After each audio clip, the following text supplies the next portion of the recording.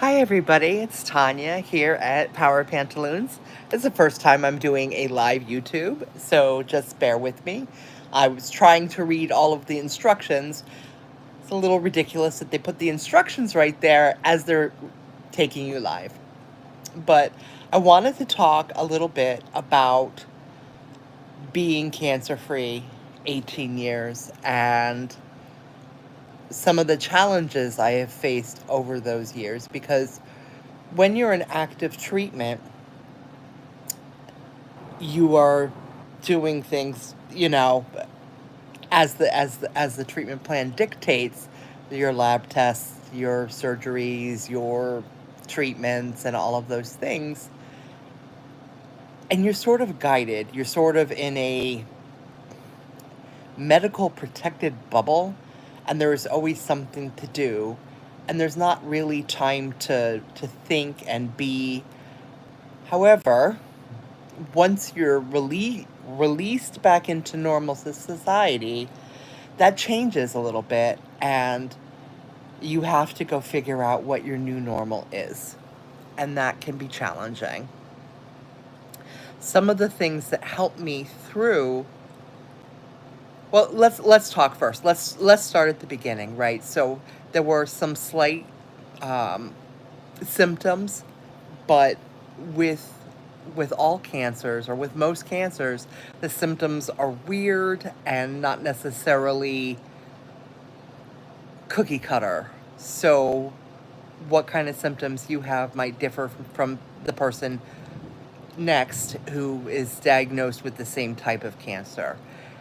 And it will definitely change if you are, you know, a woman or a man. And I mean, obviously, there are some cancers that certain people can't get, right? So I had some lower abdominal heaviness, and I was tired all of the time.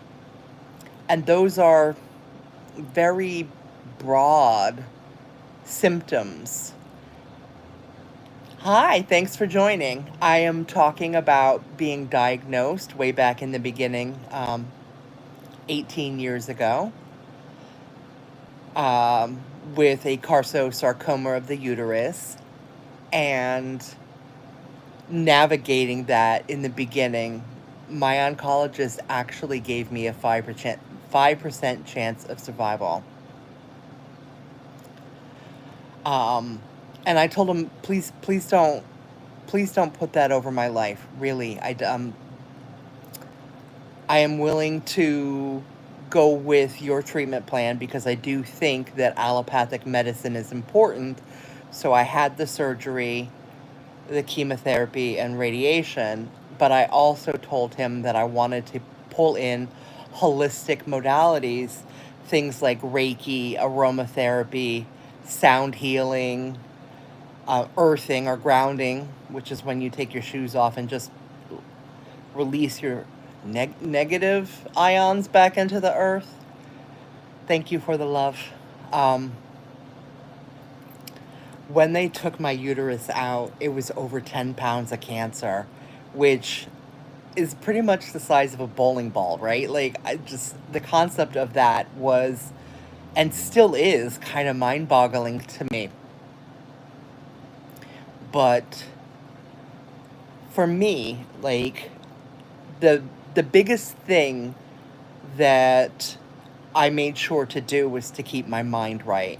I really believe that whether you want to credit Henry Ford or Confucius, whether you think you can or you think you can't, you're right, and that has everything to do with how your mind is. So every day when I woke up, I visualized that I was putting on Wonder Woman's underwear, because to me, Wonder Woman doesn't die. And that's why my podcast is called Power Pantaloons. And I interview other cancer survivors, individuals that are their caretakers, and or individuals that are practitioners of alternative modalities like Reiki masters or aromatherapists, things like that. Just go ahead and put in the notes if if that is you and you're interested in being interviewed on the show. and we can make arrangements to have a chat to see if that is something that you're interested in doing. One of the things that I ended up doing for myself over the course of that time, after I started really experiencing the chemo brain and the brain buffering, is I created a portable medical tracker type binder where I would bring all of my lab reports and I would put all my appointments in it. I called it my portable brain, and it was something that I brought with me everywhere that I went. And I do have I created a Trello template of that. I'm gonna put that in the show notes. But it's it's a way that you can have your medical POA, your emergency contacts, all of your appointments, all of your lab work, and you can upload all of it into this app and have it available on your phone. I know that they have my chart and stuff like that, but not all hospital systems pull in information from other hospital systems, so they're not synchronized all over the place yet. But you need that. You need to, like, your oncologist needs to know what your labs look like, and if your radiation oncologist isn't in the same network or isn't in the same, it can get a little ridiculous, and then insurance and all of that gets in the way. But having something like this is crucial. And it also is a spot where I would put my Reiki sessions and the aromatherapy blends.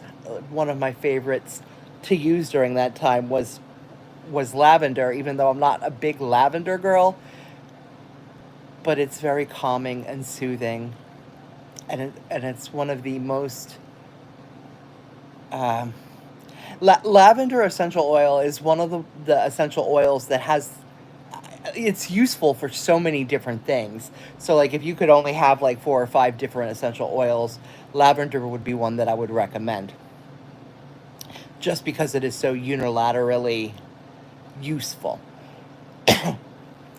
I ended up creating a a flower essence, what I called a chemotherapy blend, and it was 5 or 6 different flower essences. I know that one was the box rescue remedy, and I think olive, and then rock rose, and there was a couple other for their specific uh, um, for their specific uses.